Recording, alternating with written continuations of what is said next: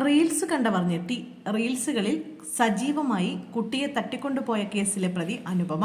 കൊല്ലം ഓയൂരിൽ നിന്ന് കുട്ടിയെ തട്ടിക്കൊണ്ടുപോയ കേസിലെ മൂന്നാം പ്രതി അനുപമ പത്മകുമാർ വീണ്ടും ഇൻസ്റ്റഗ്രാമിൽ സജീവം. അനുപമയ്ക്ക് ഹൈക്കോടതി ജാമ്യം അനുവദിച്ചിരുന്നു. ബംഗളൂരുവിൽ LLB കോഴ്സിന് ചേരാനായി ജാമ്യം അനുവദിക്കണമെന്നായിരുന്നു അനുപമയുടെ ആവശ്യം. കർശന ഉപാധികളോടെയാണ് ജസ്റ്റിസ് CS ഡയസ് ജാമ്യം അനുവദിച്ചിരിക്കുന്നത്. എന്നാൽ ഇപ്പോൾ ഇതാ സമൂഹ മാധ്യമ റീലുകളിൽ സജീവമായിരിക്കുകയാണ് അനുപമ. ഇൻസ്റ്റയിൽ ദിവസവും റീലുകൾ പങ്കുവയ്ക്കുന്നുണ്ട്. ശ്രീ പത്മനാഭസ്വാമി ക്ഷേത്രത്തിന് മുന്നിൽ നിന്നാണ് പുതിയ റീൽ ഇട്ടിരിക്കുന്നത്. ഇതുവരെ 80,000-ഓളം പേരാണ് റീൽസിന് ലൈക്ക് ചെയ്തിരിക്കുന്നത്. അനുപമയുടേതായി 2 യൂട്യൂബ് ചാനലുകളും നിലവിലുണ്ട്. ബ്യൂട്ടി ടിപ്സ്, ആറ്റുകാൽ പൊങ്കാല തുടങ്ങിയവയുമായി ബന്ധപ്പെട്ട വീഡിയോകളും അനുപമ യൂട്യൂബ് ചാനലുകളിലൂടെ പങ്കുവച്ചിരുന്നു. യൂട്യൂബിൽ 8 ലക്ഷത്തോളം സബ്സ്ക്രൈബേഴ്സും അനുപമയ്ക്കുണ്ട്. അതേസമയം അനുപമയുടെ വീഡിയോയ്ക്ക് താഴെ നിരവധി കമന്റുകളാണ് എത്തുന്നത്.